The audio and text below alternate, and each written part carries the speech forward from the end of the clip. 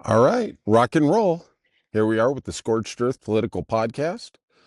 Saturday. God, what a week it's been, huh? God bless y'all. I'm here in beautiful Southern California. I'm actually by the a lake in the mountains, and even in the midst of all this insanity this week, there is still a little beauty. And if you can, get out this weekend, hug someone you love, try and get it down to what it really matters. It's about the heart. It's about the soul. You know, I had an interesting day today. My dad, like I think our parents, they're all your heroes, right? And I always looked up to my dad. I think they say that women become their mom and men become their dads. I don't think I'm the man my dad was, but it was a nice goal. It was a nice aspiration, right? And I failed in some ways and I succeeded in others. And, life will tell the story of what I did and what I didn't do. But he was always that guy. He had businesses. He was always the funny guy in the room. He was always the captivating guy. He was involved in politics for a long time. And he's, he's dealing with Alzheimer's. And it's a devastating disease. And anybody who doesn't understand it, God bless you. I envy you. Be thankful because it is a debilitating and disheartening disease on every level. Seeing someone you love be a shadow of who they were and have a very fake semblance of what they know about you and remember about you. And so the other day we were at the house and super producer Stacy was helping my mom with the computer, and my dad came into the room and he was just looking at me, and I was writing some stuff for the show, and he's just staring at me for 30 minutes. And finally I just said, "Hey man, what can I do for you?" He's like, "Nothing." And then we kind of got into a little tiff. And we kind of got back and forth, and I think he misinterpreted some things, and it is what it is. And part of the worry for me is that he passes away and he thinks we're on a bad place because I'm in a real good place with him. And so we had some disagreements, let's call it that. And my mom tried to mediate it. She's really sweet about that. And like I told my mom, she's trying to tell me to handle him like she does. And I can respect that, but I don't have her gifts. I don't have that patience, right? I'm John, not Job, right? And I told her, I said, my commitment to you both is I'm going to protect you. I'm going to keep you safe, and I'm not going to let any harm come to you. I may break a couple eggs along the way, and it's not intentional, but it is what it is. I don't have that skill set that women are endowed with so beautifully of more patience, more tenderness, things like that, right? And so I left the other day, and I could just see my dad was scowling at me. And I carry the heavy burden because I'm afraid, well, what if he passes away? Not to be too apocalyptic. Oh, I got neighbors in the back here at the lake. And, is his last thoughts of me in this life going to be anger, you know? So I saw him yesterday and he was still a little angry. He doesn't really remember why he's angry, but he knows he's angry at me. And so today I went over there and I kind of saw the scowl, and I was just wonder, you know, how am I going to turn this around? And my mom says, we went shopping and we did this and we did that. God bless that lady. She's like Elon Musk on fentanyl. Oh wait, he already is. And I I sit there and I was like, how do I get around this with dad? How do I mitigate it? So I, do some chores, and my mom says, we were shopping today. I said, yeah. And she says, Dad got you a gift. Well, I said, wow, you got me a gift. Me? Huh. What did he get me? You know? And I thought maybe it's a flaming pile of dog poo, something like that, where he is. And he got me a Snoopy mug. He went to the store and he got me a Snoopy mug, and he told my mom, he goes, I want to get that for John. And I was touched. And he smiled and we smiled, and it was a lot better. And I wish I would have brought the mug here. It's in the car. So obviously I gotta try and captivate the sun while I still got it. But for everybody out there, you got a loved one, you got somebody you're angry at, if you can, and I'm not telling you your journey, let it go. We only got so many days on this earth. We don't have enough days to be angry, mad. Yeah, I know there's legitimate stuff. And I think in your early age, maybe middle age, you hold on to anger because it's what you know. And hopefully as you get older, you can learn to let it go. And that's part of the journey of life. And that's my journey. I'm not perfect at it, but I'm trying to get better and better. So if you can, after you hear my pathetic story, hit the like and subscribe button, leave some comments. We're all welcome, sinners and saints, friend and foe. Let's get off today and taking no prisoners, telling no lies. We're off today. And I guess the biggest story in the world really is the tariffs that are going down. And, you know, I could tell you about how the stock market went down 2,000 points, how NASDAQ lost another 6.5%, how they've wiped out almost 12% in 2 days of their entire value, how we lost another couple $1 trillion. I don't want to focus on that. I really don't. It's just, and I want to kind of go towards just the whole concept of what the tariff thing is. And the tariff thing is about friendship. And I know it sounds kind of stupid, but remember when we all grew up and we were in a big block and we all hung out together and we did crazy stuff and we played together and the days were endless and the summers were golden and the years were priceless. And we all harken back to those kind of days and we wonder what happened and how did it all go away? And was it adulthood or was it just us changing as people? And the world matured and people started building fences. First, it started with chain link, and then it went to wooden plank, and then it went to cinder block, and they got higher and higher. And finally, we grew apart.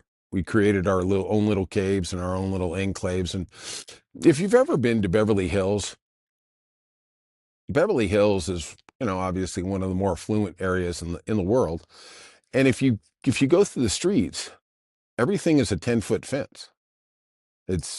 They're formidable, they're fortresses, and they're like citadels and fortresses. They're not homes. Yeah, people live there, but there's no sense of community and there's no sense of showing love and sharing love, right? And that is unfortunately is the sign of the tariff, right? Everybody wants to make everything transactional, right? I live in the mountains and I don't know my neighbors, right? It's because of a distance thing. It's not because of fences, but for the most part, it is a fence, right? Whatever that is. And when I have problems, when I have situations that come, I have to deal with it transactionally. And what does that mean? What it means is my car breaks down. I can't go talk to my neighbor. Hey, can you help me out? I got to call AAA. I got to call the mechanic.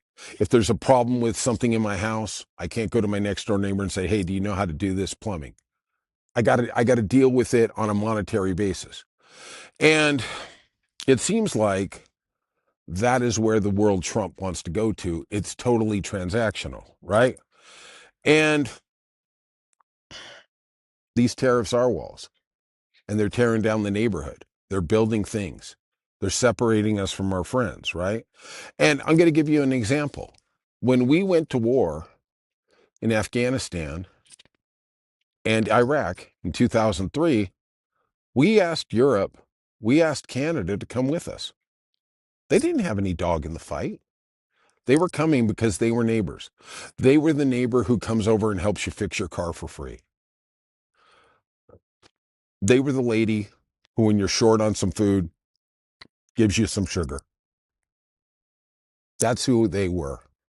We had had a wonderful relationship.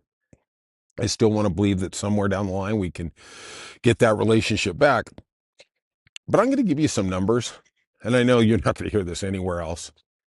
But during the 2003 invasion of Iraq, here's what Europe sent to aid us in our, let's be honest, fraudulent war, right? There was no weapons of mass destruction. We perpetrated it to enrich Halliburton, to enrich corporations, whatever.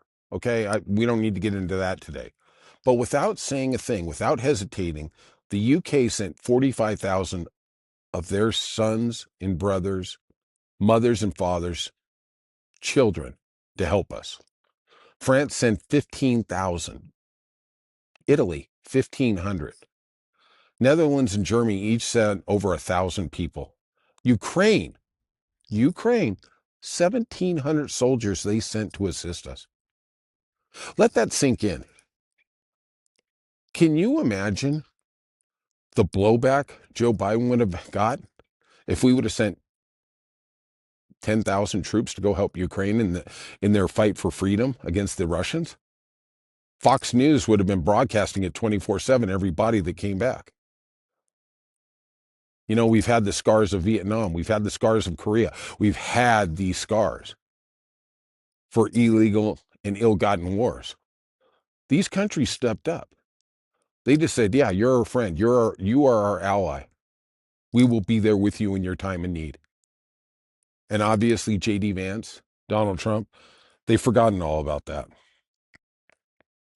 These people cared about us. And now we're dealing with a president who's just transactional. And it's what every dollar is. And we forget about those moments. And we become more isolated in the world. And we become more separatist. And in your moment of need, do you need a friend? Or do you just need an ATM card? Because at some point, the ATM runs empty. And that's what Trump's doing. He's taking upon the reservoir of goodwill that these countries have had with us. Sure, they may have gotten some economic benefit, but they were also our friends in our time of need. And, you know, we could sit here and do the Monday morning quarterback and say, well, the Iraq war, you know, whatever. Think about how fraudulent the Iraq war was, how erroneously perpetrated it was by Dick Cheney and the rest of those evil mother effers. And they said, it's cool, we're going to send our kids there. Their kids came home in body bags too. And what did they tell the parents? We did this for our friends, the United States. They did that for us. And now we have a guy who's going to destroy the entire economic chain of the world. Yeah, that's this guy. In case you didn't catch my short, another bit of somber bad news. 4 of our brave U.S. soldiers passed away in Lithuania last week. They were on a training mission. It overturned in a swamp-like area. It took a week to extract them, and they were all dead. Lithuania's president honored them with almost the highest civil service. They actually brought them to the airport to transport them to the United States in limousines. They had civil ceremonies. They had presidential ceremonies to honor them for being in their country, for helping them. That's what a friend does. So these brave soldiers came over on the plane, deceased, and I'm going to bring out their names: Troy Collins, Jose Duenas, Edwin Franco, and Dante Tatano. God bless you all, and thank you for your service.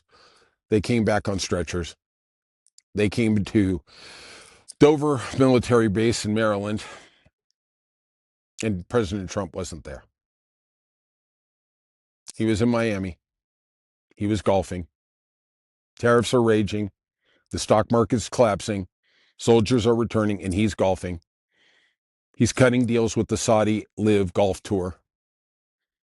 The same people who gave his son-in-law, Jared Kushner, $2 billion to, quote-unquote, manage in a mutual fund. I don't know. I never heard the word mutual fund called payoff, corruption, but I'm going to use it right now. So President Trump was too busy to go. You know, I remember back in the day, Joe Biden was there with Kamala Harris. I believe it was 2022 at 4 a.m. It's called the dignified transfer, when our fallen soldiers come back to America. And him and Kamala were there at 4 a.m. and he inadvertently looked at his watch. And Fox News made the biggest thing of it for literally a week, because they said that was disrespecting, that he was trying to get out of there, that he was too busy. He was just trying to figure out a way to cut ties and go. He was there. He was there at 4 a.m. Where's Donald Trump? He's golfing. He's tweeting. He's on True Social, being a petulant young kid like Rumpelstiltskin. Yeah, right? Also, those Saudis that he's meeting with, weren't they involved in 9/11, or did we all forget about that? Hmm. Yeah, I guess so, huh? But I guess I was doing some research, and I guess this is par for the course. The golf pun is intended, actually, that in his first term, in the 96 times during his first administration that fallen soldiers came back to America, he was only present 4 times. Yeah. I guess we know what 4 days that year it rained on the golf course. Yeah. Real commander in chief. You know, that cat, he's all about this. That's all he's about. He'll never be about this. And he may be my president, but he'll never be my leader. And the military, wake up. Look how this man treats you and look at how this man respects you. All right. Our final story of the night in the odd things in the news. Supreme Court handed Trump his first legal victory of his second term. And believe me, the White House was broadcasting this loud and clear. They had nothing else to do. The president was out golfing. Hold on and take a breath. This is what his victory was. I am not joking. I'm serious here. The Supreme Court on Friday allowed the Trump administration to terminate educational department grants for teacher training and hiring teacher officials that the officials deemed to violate their new policy opposing diversity. So there was a policy to hire teachers, also expand teacher training, but he considered it DEI, so he terminated the $64 million grant. Now, these grants were in areas where the education marks were underperforming to bring them up, quote unquote, to snuff. At the end of the day, when you hear all the Republicans talk about getting rid of the education department, can you explain to me how that's going to raise standards? I don't know. Just asking for a friend.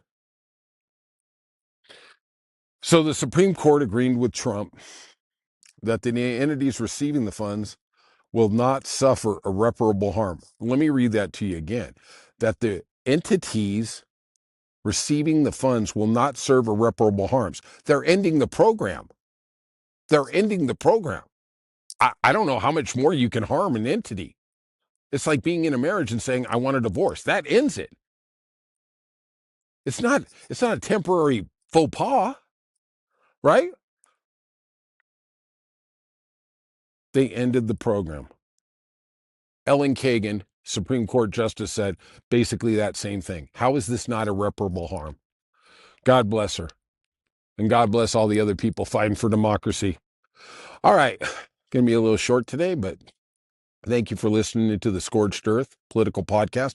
Hit that like and subscribe button. It means a lot to us. Leave some comments. Tell me what you think of the nice little lake here. Starting to get a little cold. I hope I don't get eaten by some critters. Let me tell you something. There's some critters here, human and non-human. I'm actually more worried about the human ones. This is MAGA territory. That's why I rock the blue hat. Yeah. But don't be sad because it's coming to an end. Be happy because we're all in this together. I love you. I appreciate you. And I cherish you. Don't be sad. It's because it's coming to get an end. Be thankful we're in this fighting for democracy. All right. Hit that like and subscribe again, and I will see you soon.